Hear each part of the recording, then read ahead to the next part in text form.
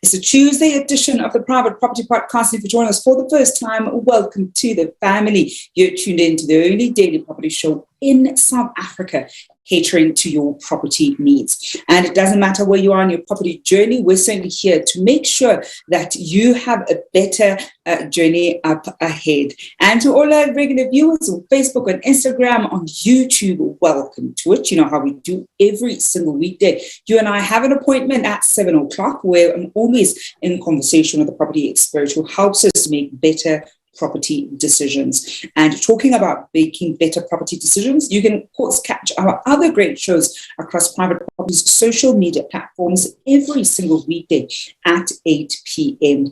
As it's a Tuesday, you can catch Umbalini Go on the Farming Podcast, tackling all things agriculture, and she's on your screens every Thursday at the same time.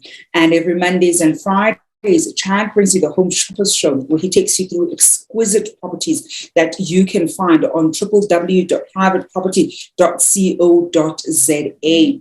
And of course, every Wednesday, Esther Clarkson brings you the First Time Home Buyer Show, where she's always in conversation with people who've not only walked that first-time home buying journey, but have gone on to grow their property portfolios from strength to strength. Well, those are the great shows that you can look forward to every single weekday right here across Private Property's social media pages at 8 p.m. rather.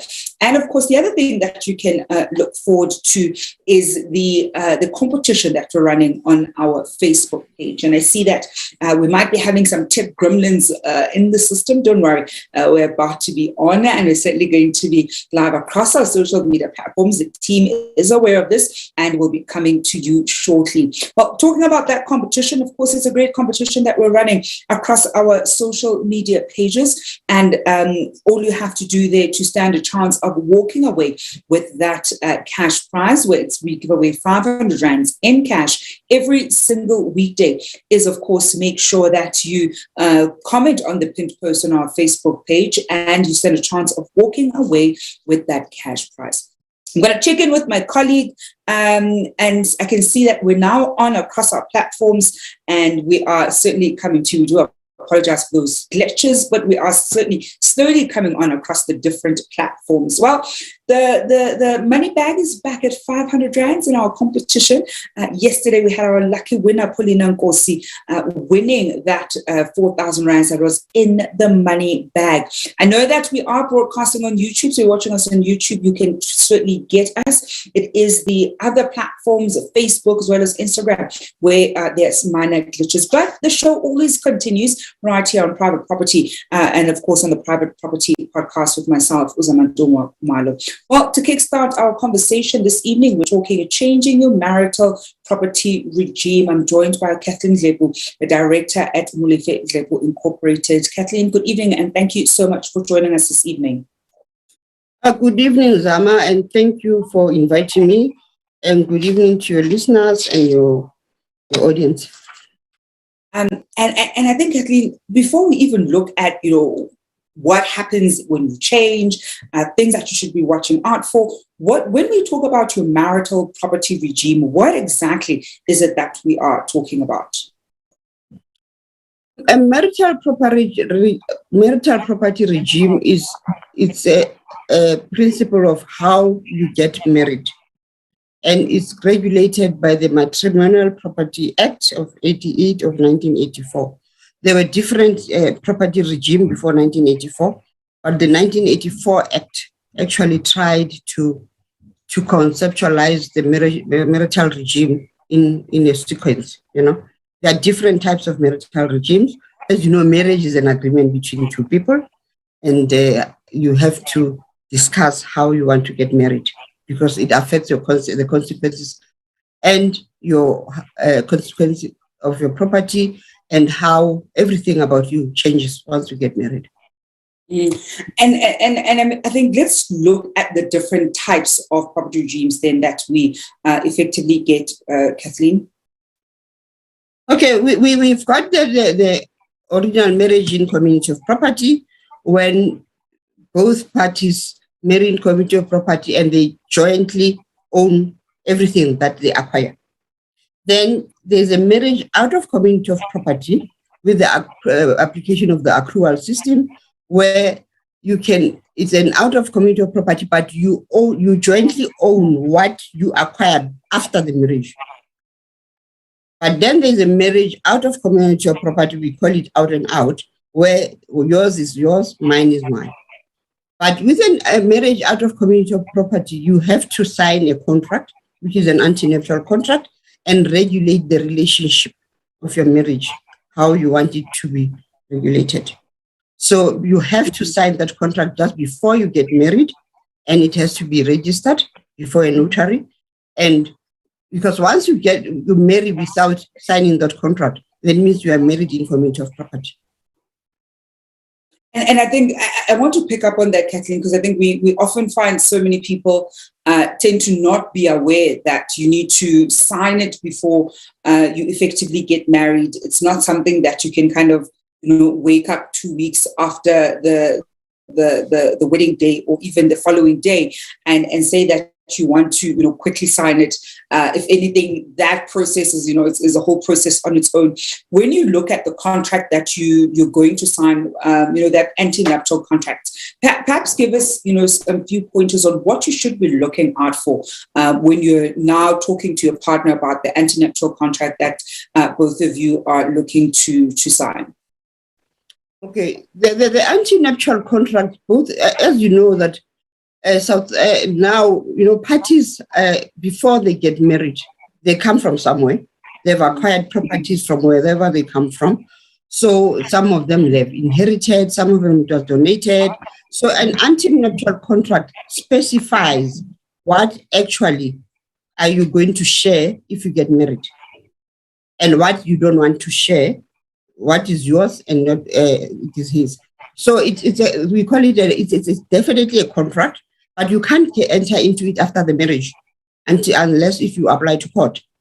It has to, even if you enter into it in the morning at 7, then you are getting married at 10, but the antenuptial contract will actually state that it was signed at 7 on such and such a day, and then you are getting married at 10.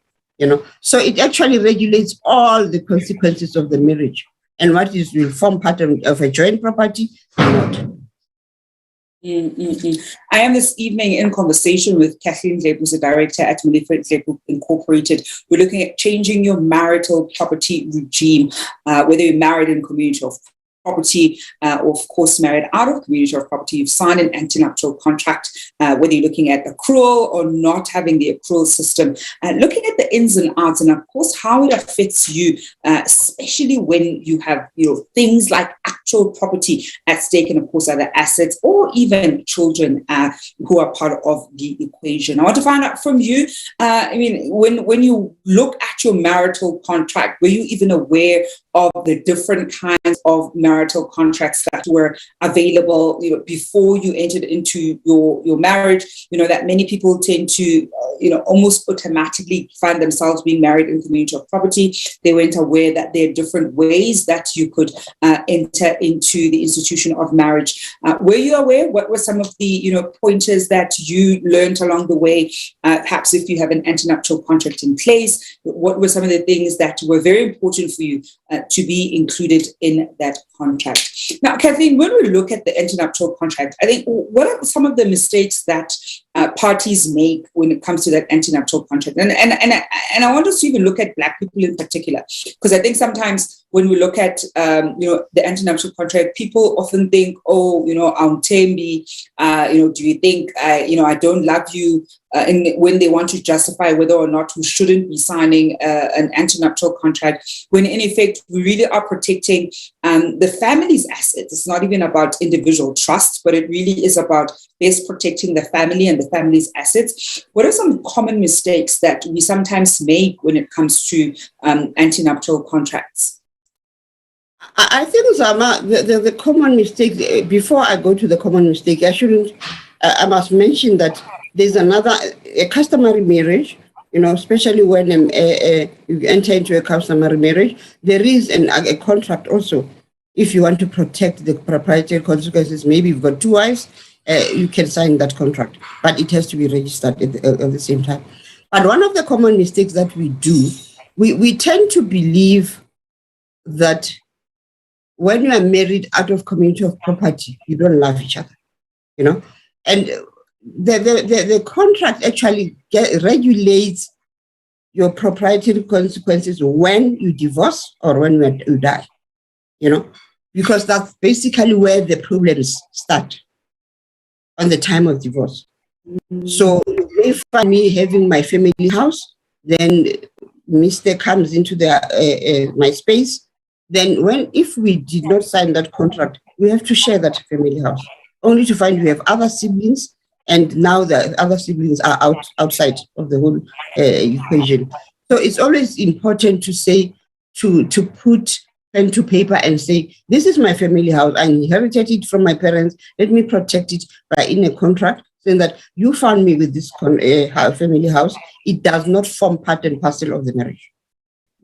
So those, especially movable property, especially with our communities, the family houses become such a sad issue when divorces occur, on death occurs, because some of the people are being shortchanged because you didn't indicate that it is a family house.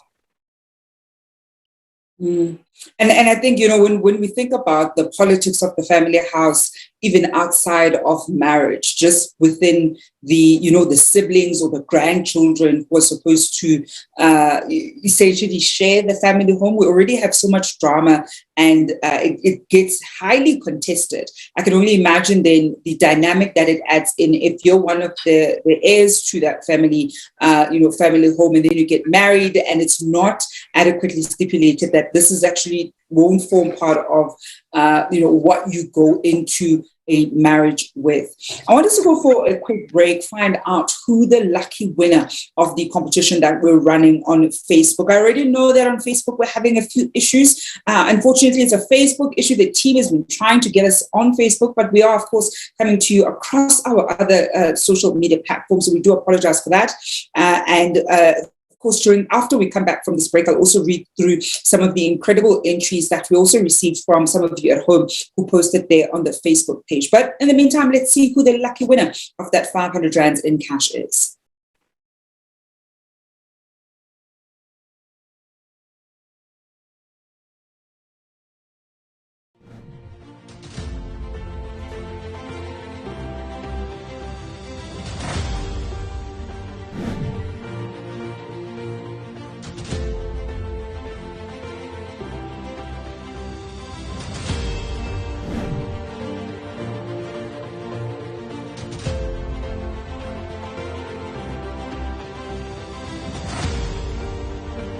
And that lucky winner is Unduduzo Clint. Unduduzo Clint, the lucky winner of the 500 rands that is in the money bag. Remember, you have to drop us a comment below, and if anything, I'd even say slide into our DMs, because I know that we are having a few issues with our Facebook page, and of course do get in touch with us in order to claim that prize. As we continue the conversation with Kathleen Dlepu, who's a director at Molefe Dlepu Incorporated, looking at changing your marital property regime. Now, Kathleen, I think we've looked at some of the mistakes that people also, people often make with international contracts. What are the mistakes that people make when they enter into marriages in community of property? Because I think that one is so common. We already know some of the drama that sometimes tends to come up, but what are some of those common mistakes certainly that attorneys end up having to deal with because of the mistakes that the two parties who've entered into that agreement have made? Okay, at the same time, the marriage, the antenuptial contracts get signed, are executed before a notary. So the notary has to explain in detail to say, what do you want? It's your decision what needs to be in that contract. So if you don't put everything in, maybe you're afraid of the other party, so it's a problem. But whatever goes into that paper is what both parties wish to be in that paper. The notary will actually explain what needs to be in that document, but it's up to the parties if they really put it in. And I think, Kathleen, then when we look at changing, so when you got married in community of property, perhaps you weren't so clear about the different kinds of ways that one could get married, and you've now certainly gotten slightly more clued up about the implications of, let's say, being married in community of property and the potential threat to the family's assets. When you then want to change the marital status to have that contract in place where you're now no longer married in community of property, what are the active steps that you need to be taking?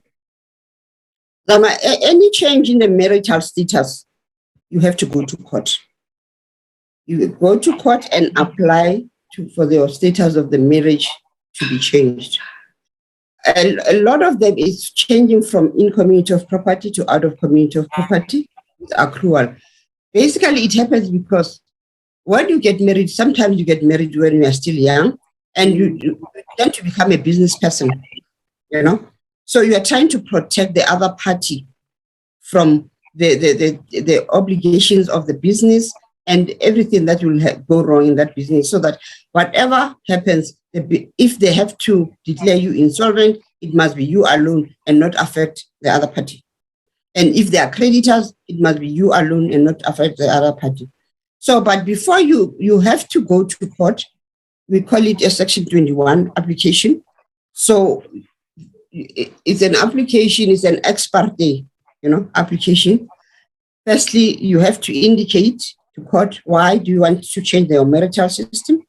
Normally, as I say, a business person, you have decided that you want to go into business, you don't want it to be affected.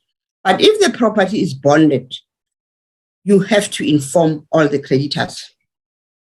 Once you have to inform the creditors, because the court will want to see that the creditors have consented to your changing of the marriage, right?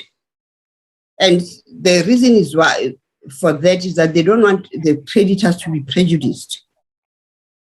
You may find you change the marriage system, you can't even afford to pay that bond when you are alone, So the creditors need to know and sign consent forms to say we consent to the change of the marriage. We are not going to be prejudiced in the changing of the marriage. And when in that application, you must attach the draft of what you intend doing, the intended antenuptial contract. The court will want to see that you are entering into a contract which is proper. There are those contracts, you can't say to a person, enter into a contract, I can only marry you if you bear me children, and all those things which are against the law. We call them contra bonus mores in law. So the court will want to see what you are going to intend doing. So once the court has given you that court order, you can go and register that contract. Then the marriage is changed. So the court order and the contract are attached jointly. The deeds office has to be notified of that. You serve that change. Because remember, when you are married, if you have property, the deeds office have record of your immovable property as married in community of property. So if you want to change, you have to serve on the share on the deeds office also to say that I'm changing my marriage so that they can amend their record. We are in conversation this evening with Kathleen Dlepu, Director at Molefe Dlepu Incorporated, taking your questions and comments. This evening, we've got on our YouTube page, Tiatu Munyai saying, if I'm married in community of property with someone who has children and their partner died, am I obliged to take care of those children according to the contract? So, the partner dies, you're married to this person in community of property, they have children. And in the event where perhaps then the person that you're married to also passes away, are you now obligated to be the guardian of those children? Depends on what you agreed upon. If you adopted those children as yours, you are obliged. Because they are your children. Once they are adopted, once they change into your surname, you are obliged to do that. But the minor children, obviously, if the other spouse dies, the children will inherit a portion of that, their mother or their dad who died. So you've got half of the property, and they inherit from the share of their mother or the dad, whoever has passed on. But once you have adopted them, then you are obliged to do that. Mm-hmm. And I think then, Kathleen, when we look at the change of the marital property regime in the instance where people get divorced, and obviously now, assets need to be, split, or people have to go their separate ways, depending on how people are married. How does that process typically work?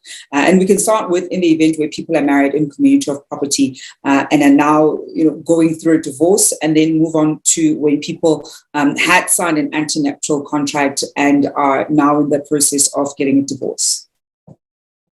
When people are married in community of property, then they get divorced. They either do two things: to enter into a settlement agreement to say who takes what out of the marriage. But if they don't enter into a settlement agreement, then you have to go to court to apply for a receiver and liquidator, somebody who will take charge of your property and divide the property for you, right? Which is the most expensive one. I always encourage couples to go and enter into an agreement and specify. But even if they have entered into an agreement, sometimes things don't go the way they want. So you still have to go to court and appoint a person called a receiver, an independent person called a receiver and liquidator, who will take charge and distribute on your behalf. But when you are married out of community of property, the ANC, the antenuptial contract, is your guide. If it's with accrual, obviously, you check at the commencement value. If I'm married to Zama, or somebody is married to Zama, Zama had 40,000. The other one at the commencement of marriage had 100,000. But when we divorce, Zama has 50,000 and the other one has 1 million. We have to equalize on the accrual.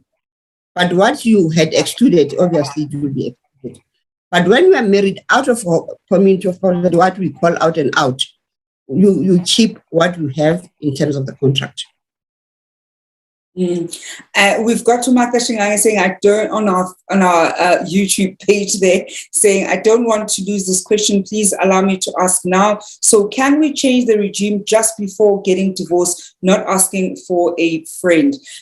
So in the event where, and I hope I'm understanding it clearly, Martha. So before you actually get divorced, suppose you are married in community of property and now you want to perhaps change the nature of the marriage before perhaps at some point getting divorced. Is that something that would be possible, Kathleen? I do not. I don't think you get married with the intention of getting divorced. But if you feel that the partner is not in control of the matrimonial property, well, you can apply to court.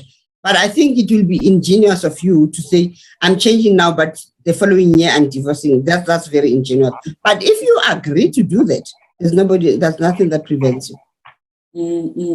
And then I think, Kathleen, divorces, and we're even saying of air, divorce, I think, is such an unpleasant experience to go through. And it's certainly one of those experiences that I know anybody who's even gone through it, attorneys who deal with divorces, wouldn't wish it on anybody. But what are some common mistakes that people make when they're in the process of now divorcing, when it comes to the splitting of particularly the assets and even perhaps the liabilities? So just common mistakes that sometimes even drag out the divorce longer than it potentially should, or even end up costing either parties more money than it probably should have. The common mistake is that you haven't entered into a contract on how to regulate your marriage. But the problem is, divorces take the worst out of people.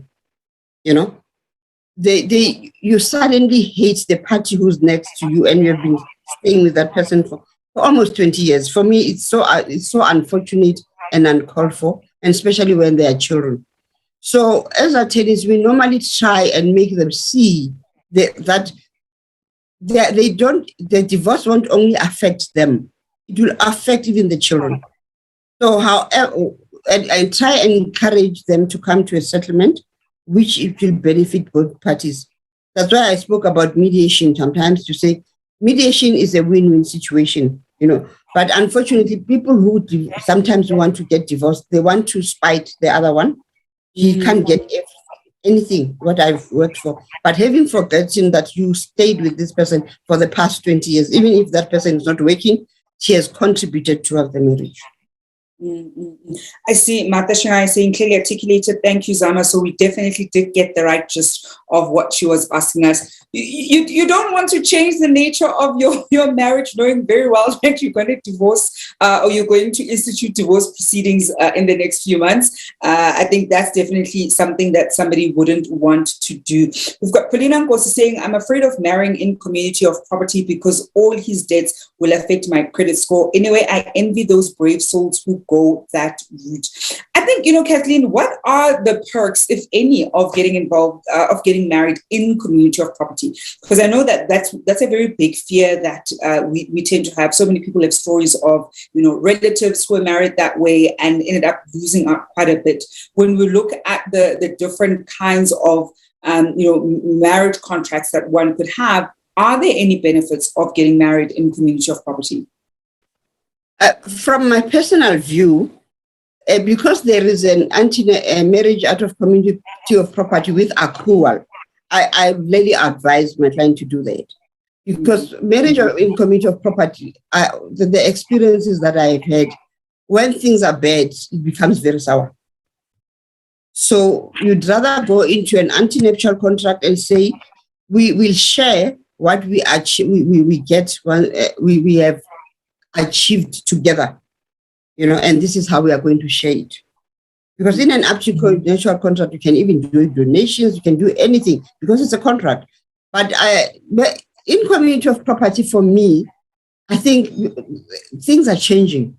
Things are changing. You find young women self-sustained, and even young men having inherited. So I'd rather go for a marriage in community of property, out of community of property with accrual system. Say that from the date we sign, if we have signed on the 23rd, then we start sharing from that date. But remember, this is meant for the day when things are bad, when you're divorcing or when you die. It's not like it happens whilst you are still happy. There's nothing wrong with any community of property. If you love each other and trust each other, I don't have a problem. But for me, it's a better bet to marry out of community of property with accrual system. And because each party understands what they want, yeah. And they are genuine, they understand, and they trust each other. And Kathleen, as we wrap up our conversation, any final tips for our viewers at home when it comes to, changing the status of your marriage? Any tips that they should keep in mind in the event where they're already married, or certainly for those at home who may want to get married in the future? I think for me, before you get married, try and source advice, because before I'll advise you the types of marriages that you can enter into, so that by the time you get married, you'll be very well informed. There's no harm in doing that. Go and consult an attorney or a social worker or anybody to say what type of marriages are out there, So because sometimes even us when we're young, we just got excited and got married in community of property. You only discover when you want to be a business person to say, wow, that was a mistake, So then, and to change a marital system is quite expensive because we have to go to court and pay an attorney, to do that. Mm-hmm. And advertise in the newspaper that we are changing our marital system. Yeah. And I guess, Kathleen, that's why we sometimes see people divorcing and then remarrying. Is that sometimes the reason why some people opt to rather divorce, even though they know that they're actually going to remarry, and this time around sign that antenuptial contract and stipulate where things should be going and how they should be going? Yes, I've seen people doing that, but it's quite risky because once you're divorced, if the other party doesn't want to remarry, then you are in problems. I mean, that would be the worst thing. Sitting down one evening saying, okay, we're going so you'd rather start from... Yeah, I think then says, I'm not. That would be the worst. I think that would actually be the worst, when a party then decides, no, actually, it's fine. We don't need to do that again. Kathleen, we're going to leave it there this evening. Thank you so much for joining us on the show. It's always such a pleasure to have you with us. Oh, thank you. And thank you to our listeners. Thank you, Zama. Thanks. And that is Kathleen Dlepu, who is a director at Molefe Dlepu Incorporated, talking about changing your marital property regime right here on the Private Property Podcast with myself, Zamantungwa Kumalo. Well, we have a rollover this evening. So tomorrow evening, you can expect 1,000 rands in the money bag. And we do apologize there for those technical glitches in the beginning end of the show. But the show always continues, and we're always going to make sure that we give you a daily dose of all things relating to property. Well, that's it from myself, Zamantungwa Kumalo, and the rest of the team. We're going to be back on your screens tomorrow evening at 7 p.m. But do stay tuned for the Farming Podcast coming up at 8 with Umbali Moko. Until then, hoping you're staying home and staying safe.